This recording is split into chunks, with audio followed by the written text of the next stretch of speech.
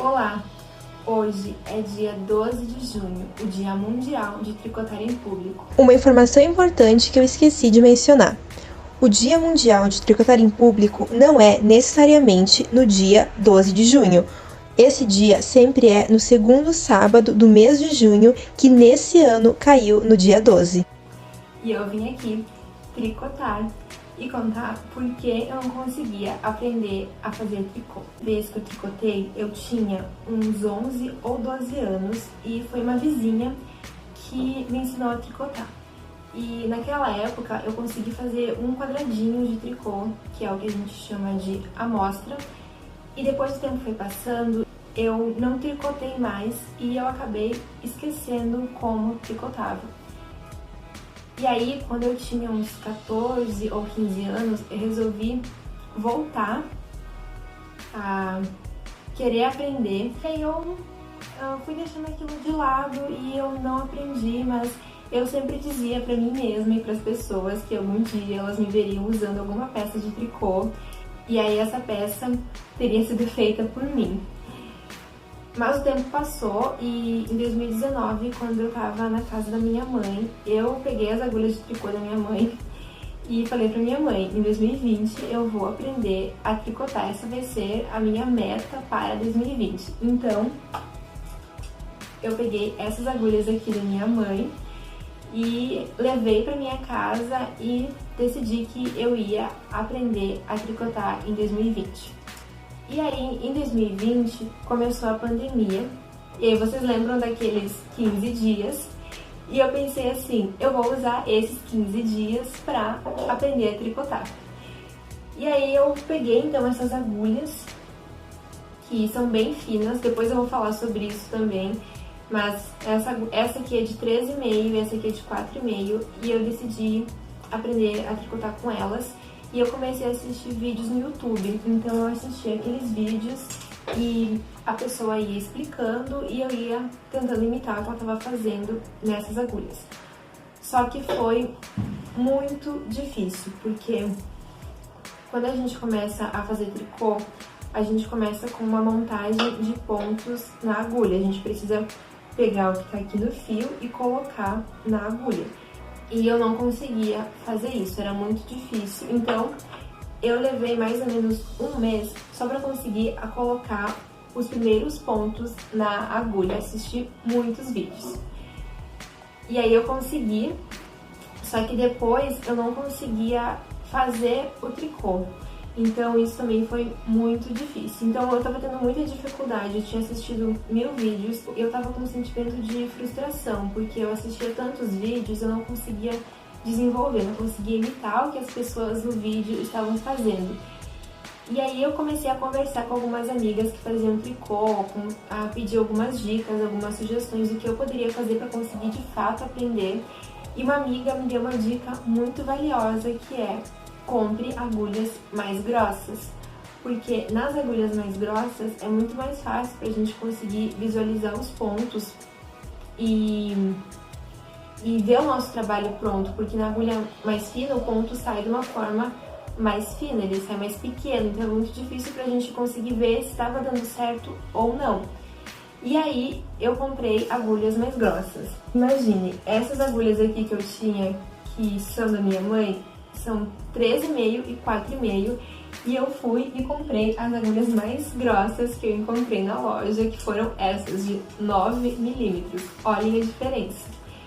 Mas aí comprei essas agulhas aqui, comprei também um tipo de fio adequado, porque tem fio, assim como tem agulhas mais grossas e mais finas, também existem fios mais grossos e fios mais finos. Então eu comprei um fio mais grosso, que era compatível com essa agulha. E aí resolvi rever os vídeos que eu já tinha visto quando eu tava com essas agulhas aqui. E novamente tive o mesmo problema. Eu colocava os pontos na agulha, mas eu não sabia como desenvolver, o que fazer depois que eu coloquei os pontos na agulha. E isso já tinha se passado, sei lá, 1 mês e meio ou 2 meses e eu não tinha conseguido. Mas eu não desisti, eu continuei assistindo muitos vídeos, continuei treinando. As minhas amigas que tricotam faziam chamadas de vídeo comigo, me davam muitas palavras de incentivo, mas eu não conseguia de jeito nenhum. Era muito difícil, parecia algo impossível. E aí, na caixa de perguntas que eu deixei aqui essa semana, uma pessoa me perguntou isso.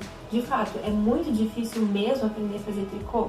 E sim, no início, pra mim foi muito difícil. Agora não é difícil, mas no início parecia algo que eu nunca ia aprender. Mas eu não desisti, eu continuei assistindo muitos vídeos. E até que eu cheguei num vídeo que era uma pessoa explicando de uma forma completamente diferente das outras que eu já tinha visto. Porque naquele vídeo, aquela pessoa mostrava como os dedos dela ficam posicionados. Porque fazer tricô não é simplesmente colocar uma agulha dentro da outra. Existem muitas formas da gente posicionar os dedos e na maior parte dos vídeos que eu assistia, as pessoas falavam assim: você pode posicionar os dedos como você quiser, da forma que você achar melhor. Só que eu não conseguia encontrar qual era essa forma de achar melhor. Faltava uma instrução pra mim de como fazer isso, né? A pessoa não explicava. Eu sentia muita falta dessa explicação. E aí, naquele vídeo que eu assisti, que foi o vídeo, assim, definitivo, que mudou tudo, a pessoa explicava o que fazer com os dedos. E pra mim foi um ponto muito importante para conseguir aprender a tricotar. Então eu assisti esse vídeo e eu consegui aprender. E eu digo que esse vídeo foi o vídeo definitivo, o vídeo que me ensinou de fato, mas a verdade é que tudo o que eu assisti, todas as dicas que as minhas amigas deram, todos os vídeos que eu assisti contribuíram para que eu conseguisse aprender a fazer tricô. Agora eu vou mostrar a segunda peça de tricô que eu fiz. Eu não tenho mais a primeira peça de tricô que eu fiz porque eu desmanchei e fiz outra. Essa aqui também logo eu vou desmanchar e fazer outra. Mas o que acontece? Essa peça aqui eu tive muitos problemas com ela também, porque nesses 3 meses que eu tava tentando aprender, eu só assisti vídeos de como colocar os pontos na agulha, como iniciar o trabalho, como dar seguimento ao trabalho, mas eu não tinha visto nenhum vídeo sobre como finalizar o trabalho. Isso me trouxe muitos problemas, porque quando a gente finaliza um trabalho, por exemplo, aqui, se eu tivesse finalizado esse trabalho, não é simplesmente eu puxar esses pontos aqui e tirar e tá pronto. Não, a gente precisa fechar esses pontos, porque se eu puxar aqui apenas, vai cair tudo e vai desmanchar meu trabalho, né?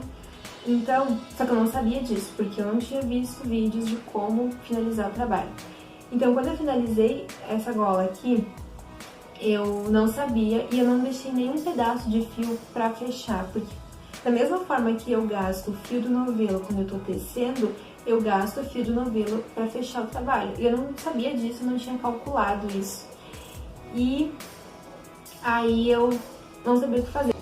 E aí uma amiga me ajudou, uma amiga me ensinou, falou pra mim: olha, você tem que deixar um pedaço de fio pra fechar o trabalho, você precisa, não é só tirar os pontos, você tem que fazer